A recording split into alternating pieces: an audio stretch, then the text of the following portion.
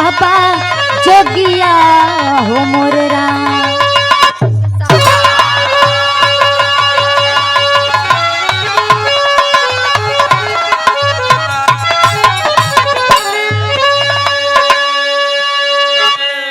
बिरहा में 4 लाइन भूमिका लिखले कवि जी कैसे।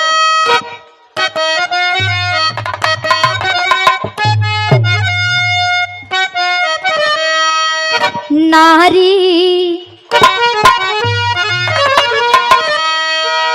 के नैनों में ममता की दृष्टि, शकल सृष्टि की जन्मदाता कहती। नारी के इच्छा से मिलती है शिक्षा, अगन की परीक्षा रामायण भी गाती। नारी की दामन सुधा से सुहावन, नयन नीर कामन लजीमन बिताती।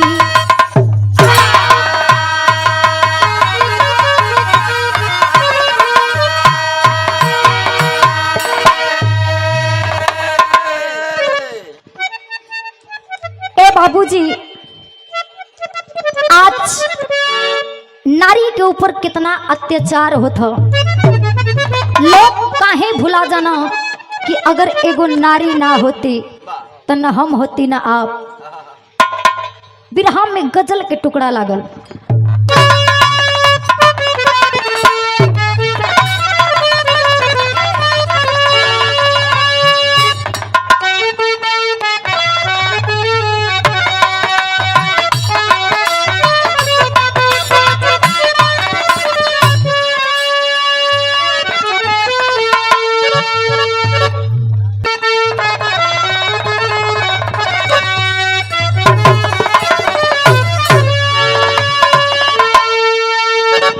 प्रेमी और प्रेमिका के बीच के बात बा।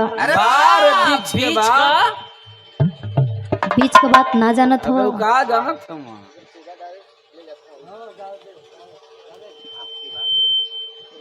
आपसी बात उजानल भी जरूरी ना हो। कहे का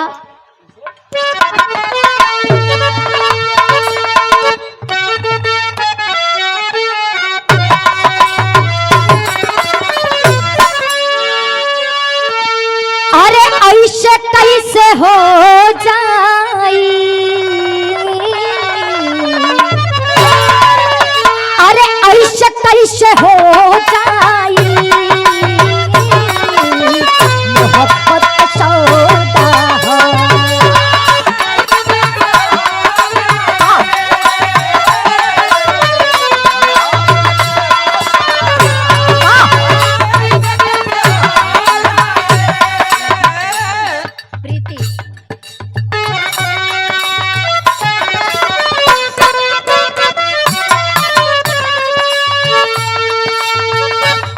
कैसे हो जाई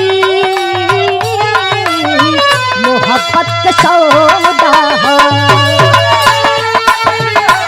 ओहो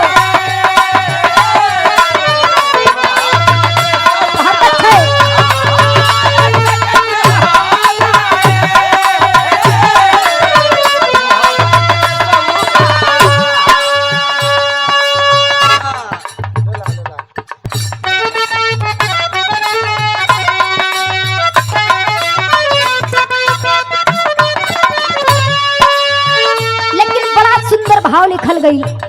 कहे के हो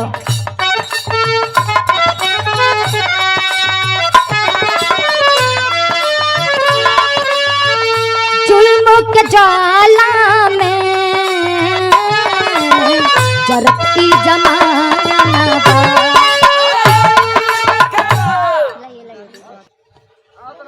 बबुआ के मम्मी पापा खींची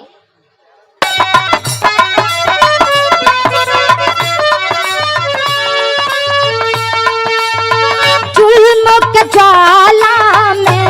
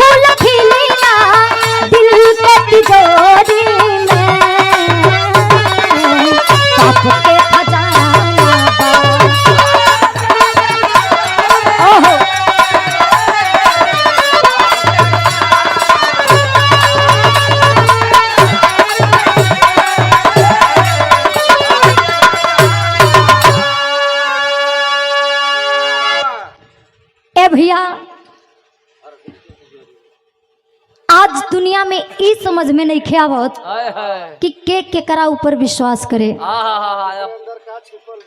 केकरा अंदर का छिपल बा और कब अपना साथे विश्वासघात कर दे, ई केहू ना जानत था। हमार बिरहा के शुरुआत भइल नजम के लाइन से।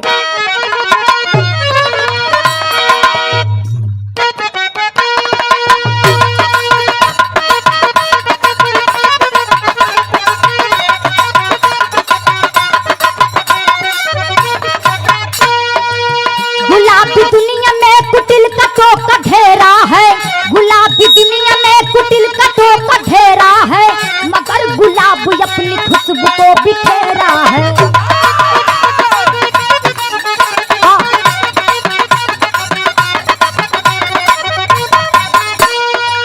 बिना सुहाग का नारी जीवन वृथा सुनिए, बिना सुहाग का नारी जीवन वृथा सुनिए, जिलाए टाकी एक कारूणिक कथा सुनिए।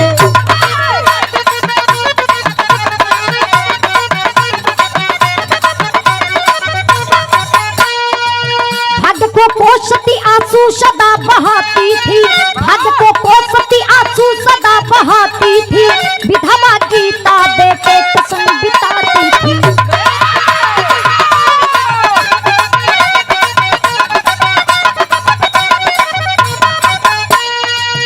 एक ही दीपक जिनके जीवन का उजाला था, एक ही दीपक जिनके जीवन का उजाला था, लाचारी बेबसी में जीवन को वह पाला था।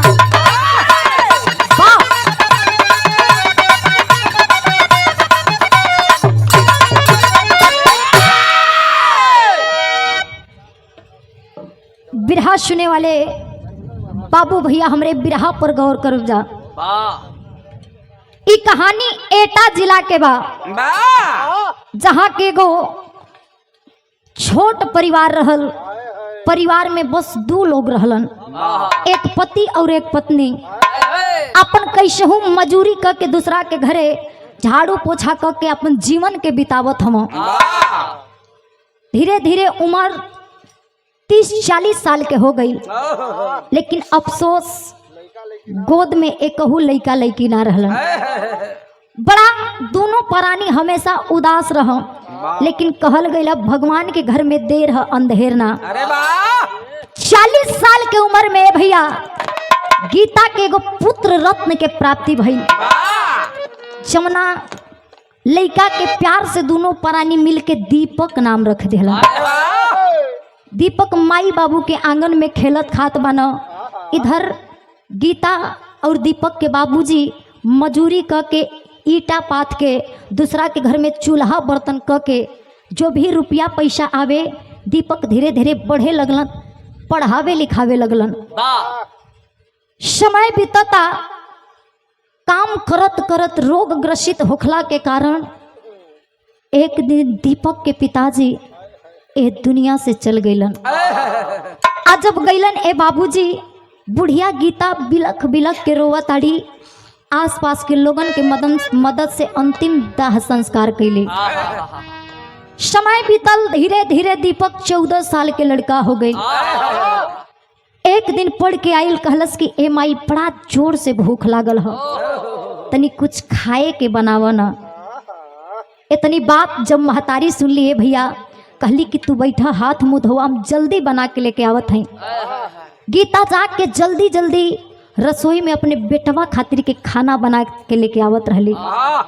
तब तक गीता के खांसी आइल, अपना अचरवा से मुँह पर लगा के खसली। ए बाबूजी जब देखली तो अचरवा पर खून लागल रहे।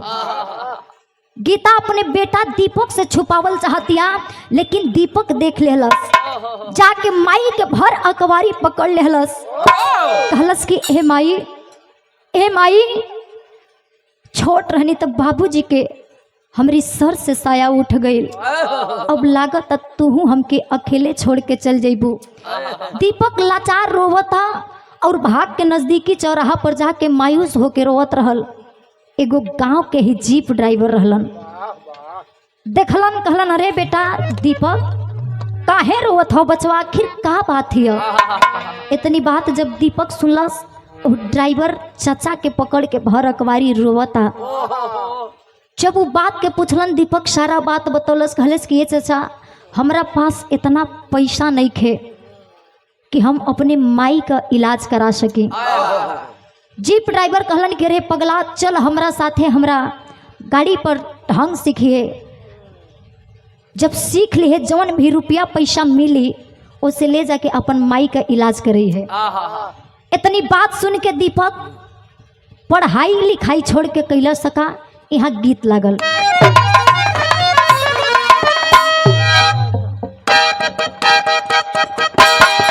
ओहो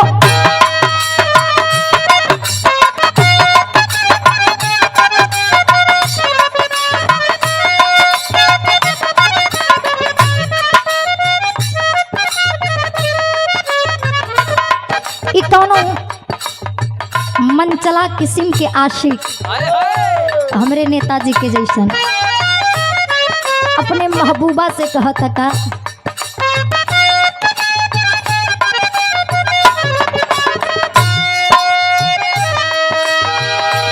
कहनी ताक दे तू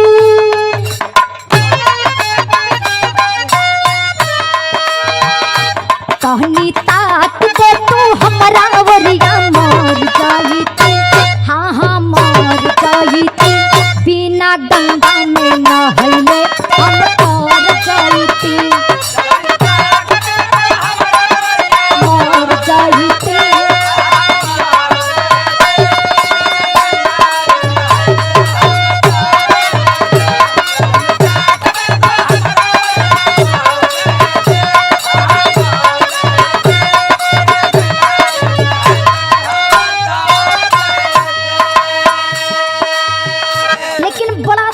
भाव लिखल गई हक कहे के हका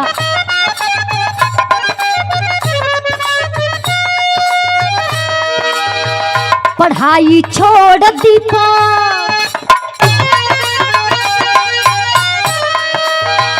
पढ़ाई छोड़ दीपक गाड़िया चलावे लगले हो चलावे लगले बुढ़िया माई के दवैया करावे लगले।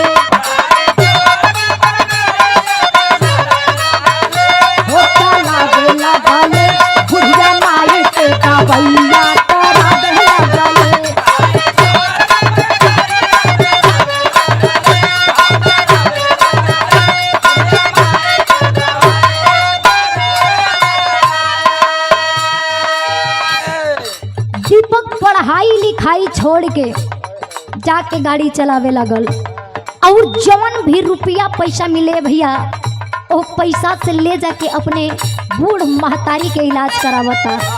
लेकिन एक दिन दीपक गाड़ी चलावता और ओकरा मन में एगो विचार आयल, ख्याल आयल, सोचत ह का मास्टर साहब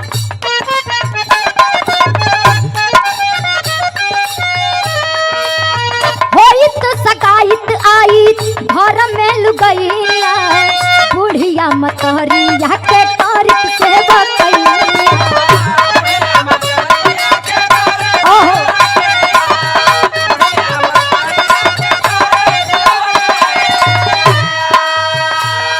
ये सोच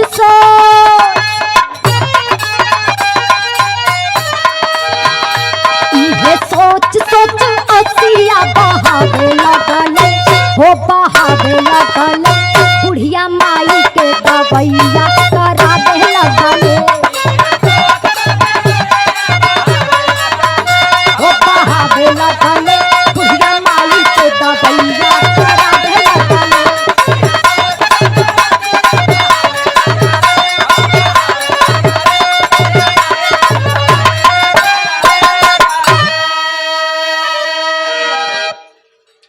बाबूजी दीपक एक और गाड़ी चलावता, मन में सोचता कि काश हमरो शादी हो जाई, हमरो घर में एगो सुंदर कन्या आ जाई तो हमरा मैयो को ख्याल रखी और हमरो ख्याल रखी। इतनी बतिया के सोचत हमें भैया तबले भइल हका टेरी से कहे के है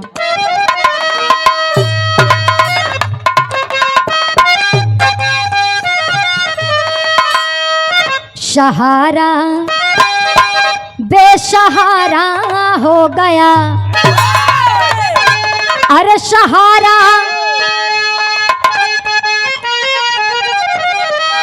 अरे सहारा बेसहारा सहारा बेसहारा हो गया। कश्ती फंसी कहीं माझी कहीं किनारा।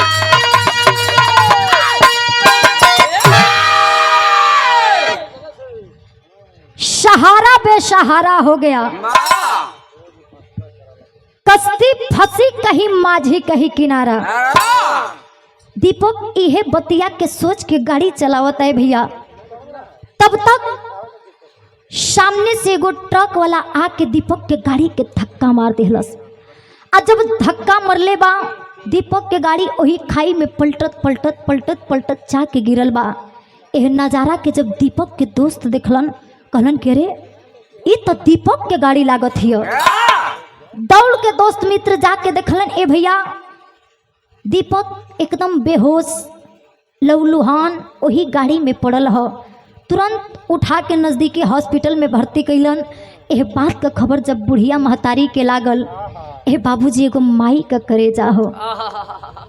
बेटा कितनो अपने माई के साथ अन्याय कर दे, कितनो मारे गरियावे, लेकिन एगो महतारी अपना बेटा के बारे में कबो गलत ना सोच सकत है। माई का कर्जा ना केहू चुकौला और ना ही कहू चुका पाई। जब बूढ़ महतारी इतनी बात के सुनली दौड़त कैसहूँ दौड़त परा तो ही हॉस्पिटल में पहुँचल बाड़ी।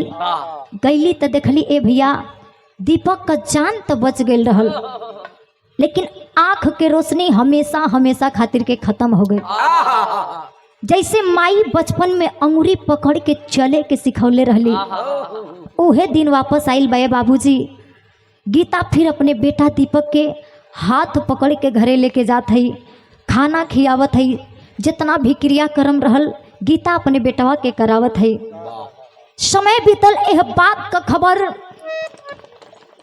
दीपक के मामा गोरखनाथ के पता चलल। आ जब पता चलल कि हमरा भांजा के साथ ऐसन घटना घटल बा, गोरखनाथ अपना बहन से मिले खातिर के आइल हवा, तब भइल है यहाँ गीत लागल।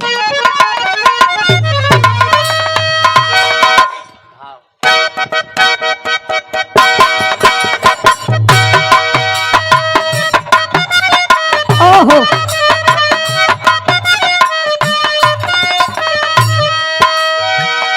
गोरखनाथ जब दुआरवा पइलन, गीता देखल से भैया जाके अपने भाई के पैरवा पकड़ के झर झर झर झर रोवत हिय। कहलस के भैया लागत हमार कुल खानदान के एक ही चिराग, एक ही दीपक लागत इहो बुझ जाई, हमार कुल खानदान आगे ना बढ़ी। जब इतनी बात गोरखनाथ सुनलन तो अपने बहनिया गीता के समझावत न, और जैसे बढ़िया भाव कहल गई हका।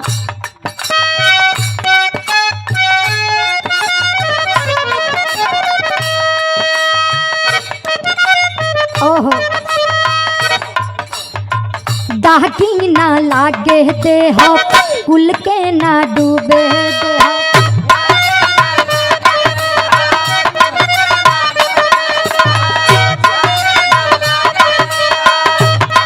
ओहो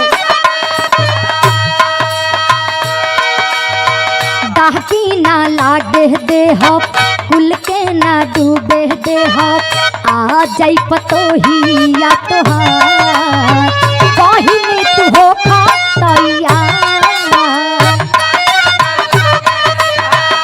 ओहो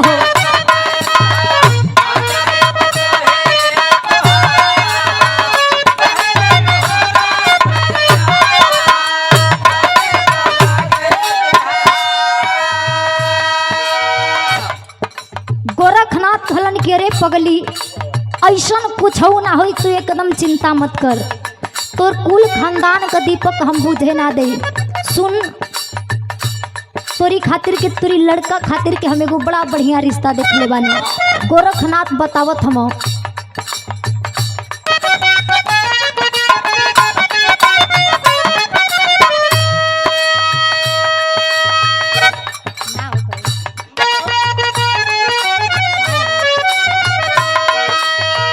मोहन की बेटी जे कर चेहरा खराब बाटे। ओहो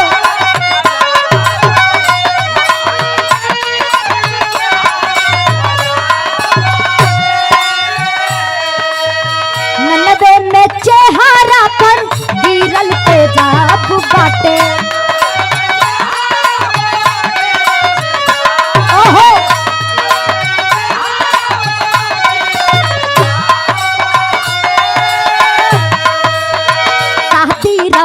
बह बहिनी लहगन धरा बह बहिनी लहगन धरा बह बहिनी।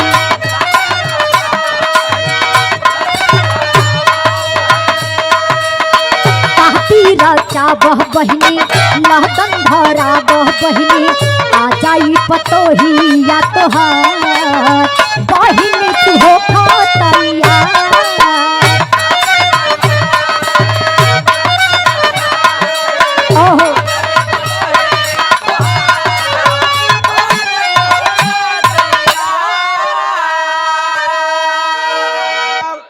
गोरखनाथ बतावत हो के रे पगली अपन गांव में जवन जगमोहन बालन उनकर एगो बेटी बा जौना का नाम ज्योति बा। ए पगली जब ज्योति छोट रहल खेलत रहे ओकरा चेहरा पर तेजाब गिर गई और पूरा चेहरा ओकर जल गई बा। तक अगर तू बात के अगर हाँ कह तो हम रिश्ता के बात करती। इतनी बात जब गीता सुनलस बड़ा खुश भेल, कहलस अरे भैया कमना बात का देरी बा, शुभ काम में देरी काहे कैले बाड़ा, तू जल्दी से बात कर, हम अपने दीपक का शादी कराई। दोनों परिवार के बात कैला के बाद विचार मिलल, शादी तय भइल, शादी हो गई। कुछ समय बीतल बाद ज्योति जब अपना ससुरा में रहे लगली, आके बड़ा तन मन से अपने सास का और अपने पति का सेवा में ज्योति अपना आप के झोंक देली, बड़ा सेवा करताड़ी मन से। एक दिन दीपक मने मने सोचा था कि काश, दीपक बड़बड़ा था कि काश हमरो आँख रहत तो हमहू अपन सुंदर बीबी का चेहरा देख लेती। एह बतिया के ज्योति सुन गई, आ जब सुन गई मायूस होके अपन आंगन में बैठल रहल। वही समय बीतत गई, वही समय एगो प्रचार गाड़ी जात रहल, जौना पर ई बोलल जात रहे, ई प्रचार कइल जात रहल कि निःशुल्क आई केयर, बिना पैसा के आँख के जांच। इतनी जब ज्योति सुनलस बड़ा खुश भइल, खुश होके जाके दौड़ के वही में से एगो पर्चा उठा लिहलस। पर्चा उठौला के बाद अपना पति के लेके वही कानपुर हॉस्पिटल में पहुंचल बिया। गई डॉक्टर साहब जब इलाज करे लगलन,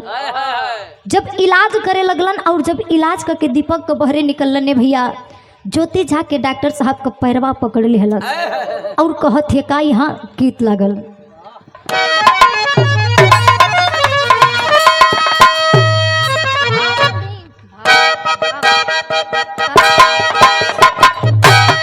ओहो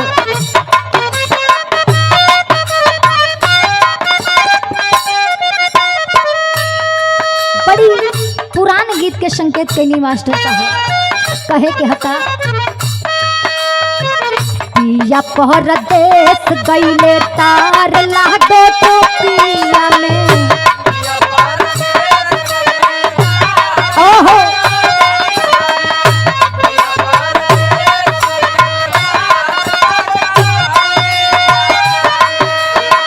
तार लोग टोपिया की तार लाडो टोपिया में, तार लाग टोपिया की तार लाडो टोपिया में।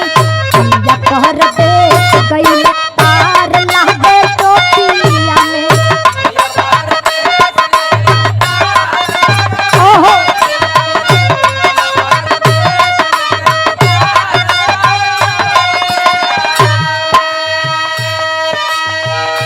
ज्योति डॉक्टर साहब के पैरवा पकड़ के कहलस कि ए साहब, डॉक्टर साहब बताई ना हमार पति दोबारा एह दुनिया के देख पैहन। डॉक्टर साहब कहलन कि ना बेटी ज्योति ना, दीपक का आँख का रोशनी हमेशा हमेशा खातिर के खत्म हो गई बा। तो ज्योति कहत है का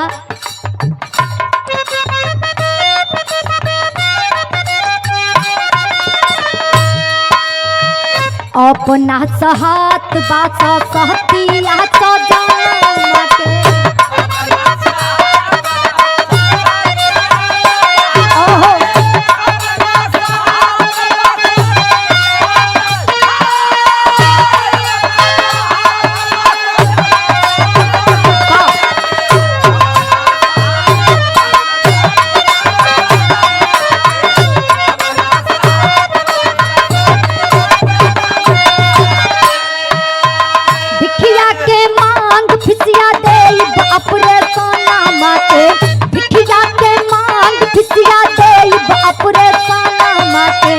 अपना सहात बाता सहती आसा जाना के ओहो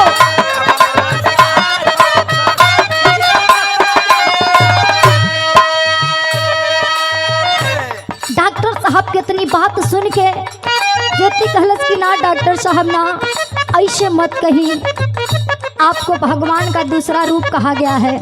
डॉक्टर साहब अगर आप ऐसे ही कहब तो हम अपना आनहर पति के लेके कहाँ जाई। डॉक्टर साहब फिर एक बार चेकअप करी ना, जरूर आपसे कोनो भूल भइल है। ज्योति जब जिद करे लागल, डॉक्टर साहब फिर एक बार ले जाके दीपक का आँख का जांच कैलन और जांच कैला के बाद जब बहरे अलन, ज्योति फिर जाके डॉक्टर साहब के आगे दोनों हथवा के जोड़ के पूछलस कि ए डॉक्टर साहब का हमार सैया जी एह दुनिया के दोबारा देख पई हाँ। इतनी बात डॉक्टर साहब सुनलन, कहलन कि हाँ दीपक के आँख का रोशनी खत्म हो, लेकिन अगर दूसर केहू का आँख निकाल के दीपक के आँख में लगा देहल जा तो दीपक दोबारा एह दुनिया के देख सकत हवा। दीपक का आँख खराब हो गई बा। इतनी बात सुन के ज्योति कहत है का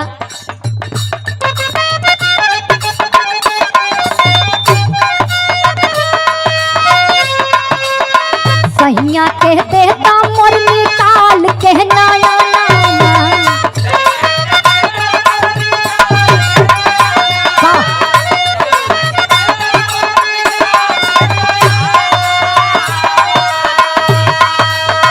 हाथ जोड़ी आपके पारी ले हम चराना।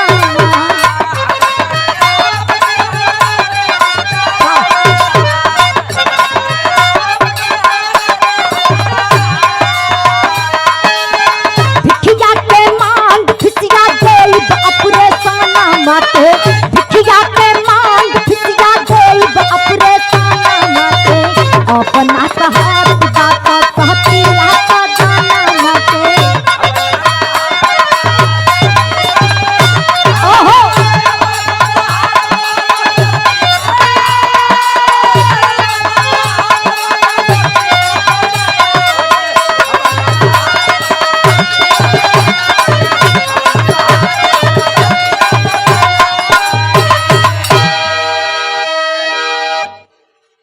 भैया बिरहा पर गौर करब जा।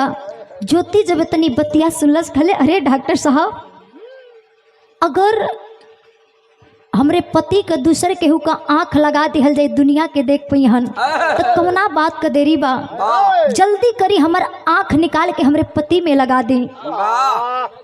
डॉक्टर साहब ज्योति के समझावत हो, डांटत हो के रे तुम पागल हो, अगर तुम्हारा आंख निकाल करके मैं दीपक को लगा दूंगा तो तुम इस दुनिया को कैसे देखोगी। ज्योति कहलस कि हे डॉक्टर साहब जब हमार सैया जी यह दुनिया के हमरा आंख से देखिए तो हमहू देख ले। ज्योति के जिद कैला के बाद डॉक्टर साहब हार मान के ज्योति का आंख निकाल के दीपक में लगा देहलन। जब 20 दिन 21 दिन बीतल बा, आंख का पट्टी काटे खातिर के काटे वाला समय आई। डॉक्टर साहब दीपक से पूछलन कि अच्छा ये बताओ दीपक तुम सबसे पहले किसको देखना चाहते हो। दीपक कहला रे डॉक्टर साहब हम वही लक्ष्मी के वही देवी के देखल चाहत हमी जेकरा वजह से हम दोबारा एह दुनिया के देख पाई। डॉक्टर साहब ये बात के सुन के भैया बड़ा खुश भइलन। ज्योति के दीपक के सामने खड़ा करके आँख का पट्टी जब कटलन, धीरे धीरे दीपक आँख खोलस। आ जब पहला नजर ज्योति के ऊपर पड़ल बा ये भैया, दीपक कहला अरे तुम कौन हो? डॉक्टर साहब ये कौन है? डॉक्टर साहब जब सुनलन कहला रे पागल यही तुम्हारी ज्योति है। दीपक कहला ना ऐसन मजाक हमसे मत करी डॉक्टर साहब, हमार ज्योति तो बड़ा सुंदर है, हमार ज्योति बड़ा सुशील है। डॉक्टर साहब कहलन रे पागल तो के तुमको आँख मिलते ही अब इस लड़की का सूरत दिख रहा है, उसका दिल नहीं दिख रहा कि कितना साफ है। लेकिन दीपक कहलस कि अगर इहे हमार पत्नी हो तो हम एकरा साथ 1 मिनट भी ना रहो।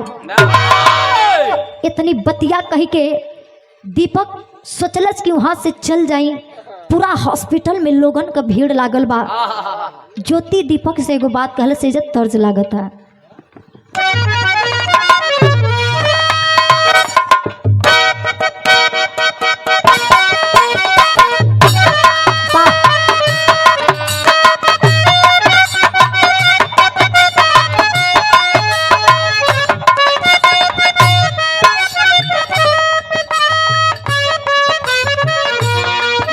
कहे के हो ज्योति दीपक से कहत हिय का सैया निक न कैला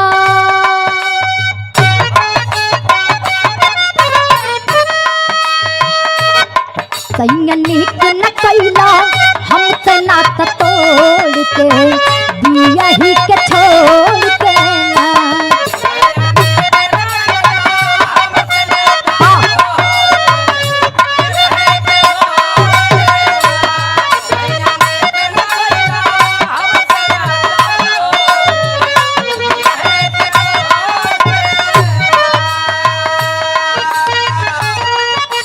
ज्योति कहलस के सिया जी आज हमार एक गंदा सूरत देख के आप हमार साथ छोड़त हैं। ए सैया जी याद करी वो दिन जिस दिन आप हमारा दुआरा पर बारात लेके आयल रहने। कहत ये ज्योति कैसे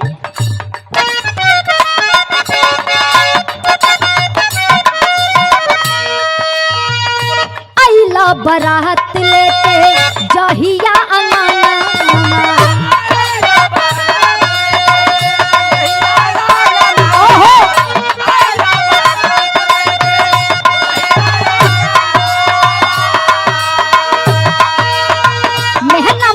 पवलू तू आन्हरा खजाना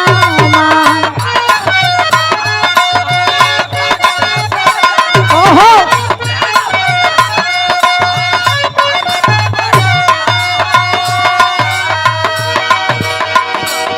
कर खपतली माई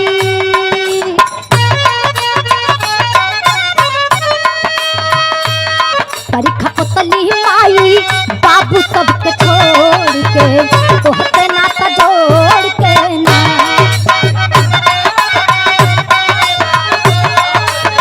तोहते नाता जोड़ के ना।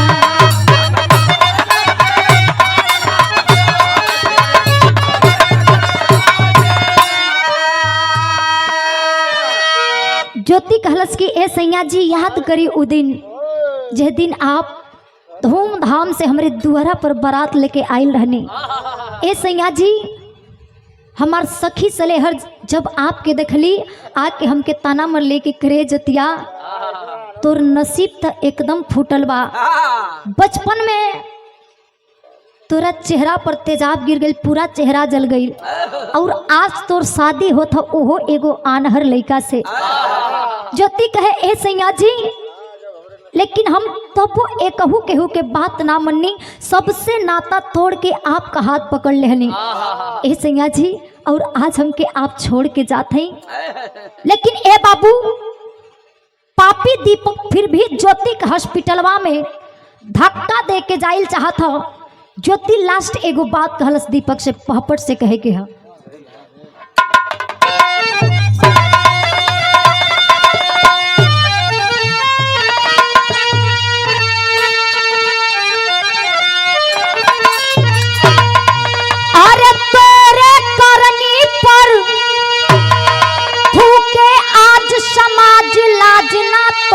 बा अरे तोरे करनी पर अरे फूके आज समाज लाज ना तो के बा अब तोरे भी यही कह दुनिया में दाग लाज ना तो के बा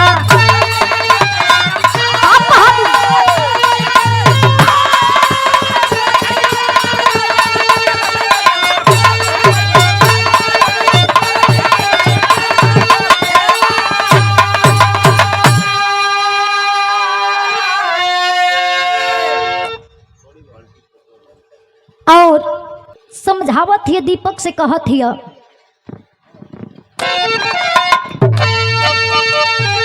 अरे जमन की ज्योति ज्योति दिहलस अरे ओकर ना भइले तू पापी रे आय अपना तो के हल्दी लागी आ कबो ना बाजा बाजी रे आ सपना बासर पे अरे सेहरा के ताज लाज ना तो के बा आ तोरे भी यही के दुनिया में ताज लाज ना तो के बा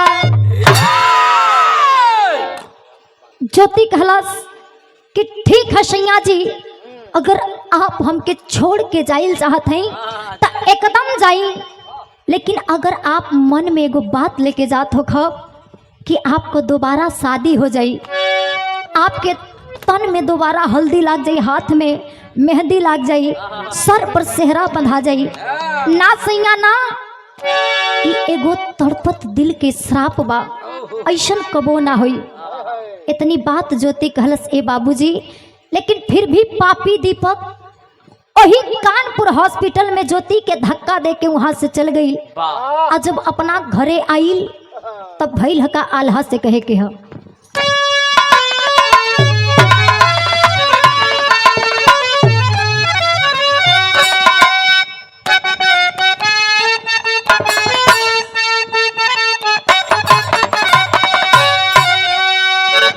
ना स्वर बदानिया ना स्वर सारी दुनिया भैया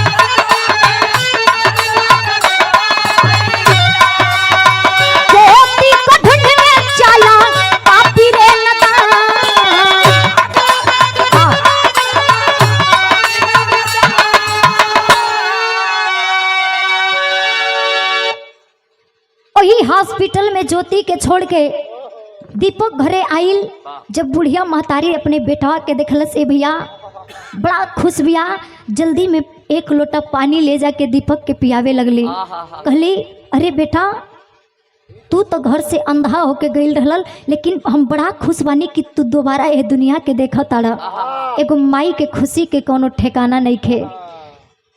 दीपक सब बात बतौलक कि ज्योति अपन आंख निकाल के हमके देहली यही से माई दोबारा एह दुनिया के देखा तानी। गीता बुढ़िया पूछे लागल कि अच्छा तू तो आ गई लेकिन हमार ज्योति कहाँ बा, कहाँ बा हमार ज्योति?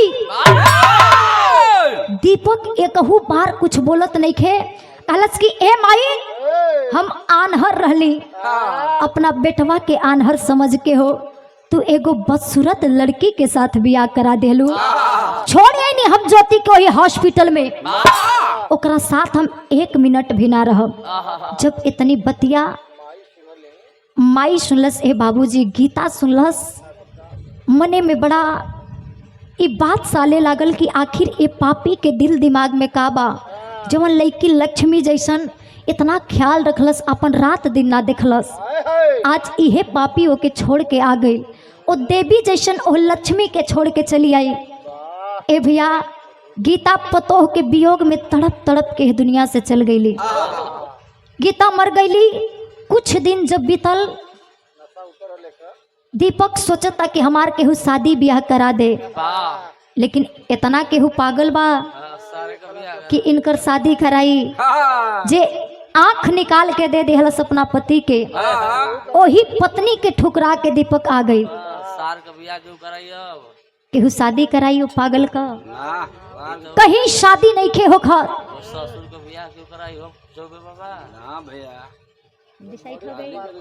ए भैया दीपक कहीं से भी घूम के आवे तो घर में चिल्ला के ए ज्योति तनी 1 गिलास पानी दीह, ए माई तनी खाना दीह, लेकिन घर में ना माई रहली न ज्योति रहली। दीपक के धीरे धीरे एहसास होखे लागल कि हम कितना बड़ा हीरा खो दिहनी। दीपक अब ज्योति के एकदम पागल की तरह खोजता, इधर उधर लागल खोजे। गइल बा वही कानपुर हॉस्पिटल में खोजत खोजत, जाके जितना नर्स रहलन दीपक पूछलस कि आखिर ज्योति के केहू देखले बा, हमार ज्योति के केहू देखले बा। सब लोग कहले पागल, हटो यहाँ से। ए भैया दीपक के डांट के हॉस्पिटल से भगा देला लोग। इधर दीपक चौराहे पर आइल बाना, मायूस उदास बाना। आके जब खड़ा भइलन, ट्रैफिक जाम लागल रहल, रेड बत्ती जलत रहल, वही के पालन करके दीपक खड़ा हो गई। और डॉक्टर साहब भी दीपक के बगलिया में अपन गाड़ी लिया के लगा देहलन। जब दीपक देखलस डॉक्टर साहब के पहचान गए, रे ई तो डॉक्टर साहब हवा। दौड़ के जाके डॉक्टर साहब के चरनिया पकड़ ले, चाहिए डॉक्टर साहब हमार ज्योति कहाँ बा। डॉक्टर साहब कहला, रे तुम कौन हो, हटो यहाँ से। डॉक्टर साहब जब डांट के भगावे लगलन, दीपक बतौलस कि हम उहे अभागा दीपक हैं डॉक्टर साहब, जे अपन देवी जैसन लक्ष्मी के अपन ज्योति के हॉस्पिटल में छोड़ के चलिए नहीं। डॉक्टर साहब अपना साथ में बैठा के घरे लेके गईलन। डॉक्टर साहब को बिटिया श्वेता पानी पिए के लेके आइल बड़ी। डॉक्टर साहब कहलन कि अरे पगला छोड़ हटावे बात के, चल तोर एगो सुंदर लड़की के देख के शादी करा दे। तब दीपक डॉक्टर साहब से कहत था, का खड़ी से कहे के हो।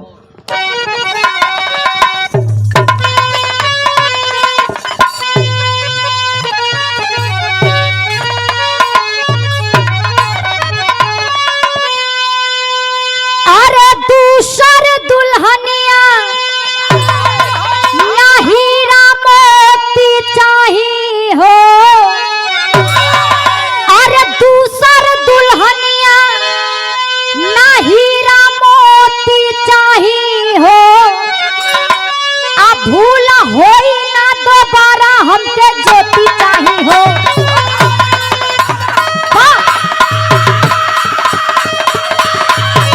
बहुत अच्छे।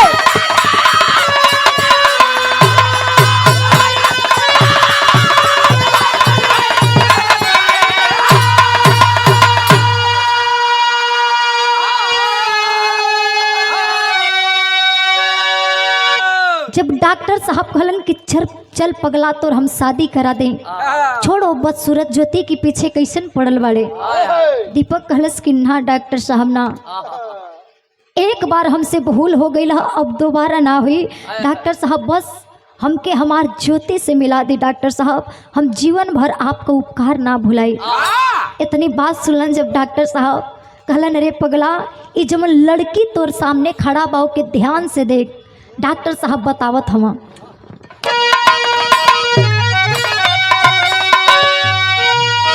अरे बोले डॉक्टर साहब बेटा नारी होती, अश्वेता हमार बेटी हउए तो हर हउए ज्योति।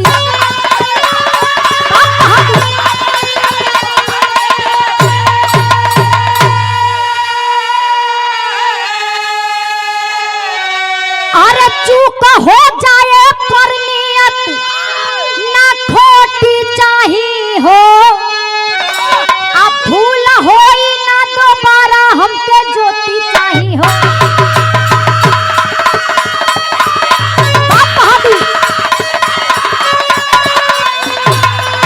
ओहो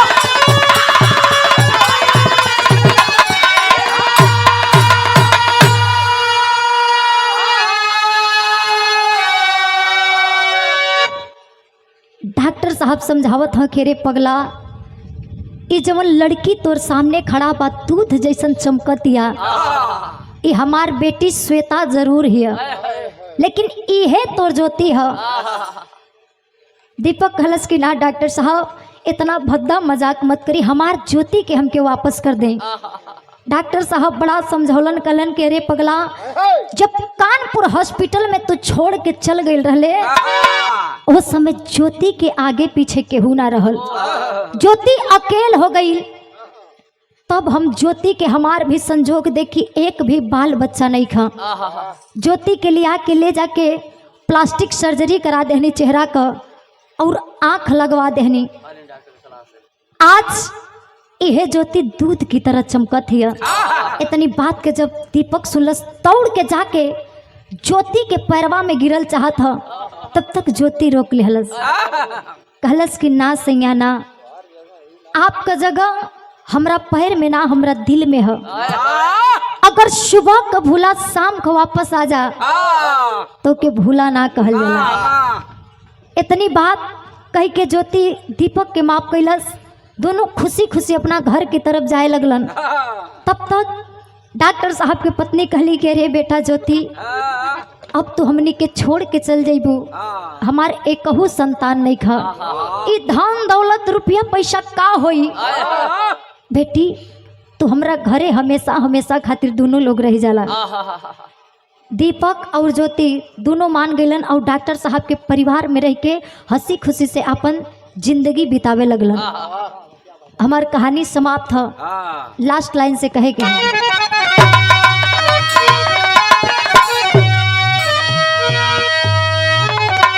गुरु बिहारी गुरु गणेश धन्य हरि की माया,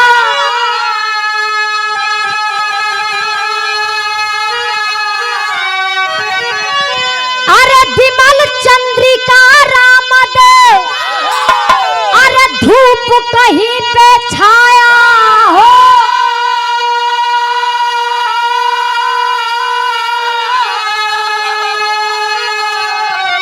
अरे सहारा बेसहारा हो।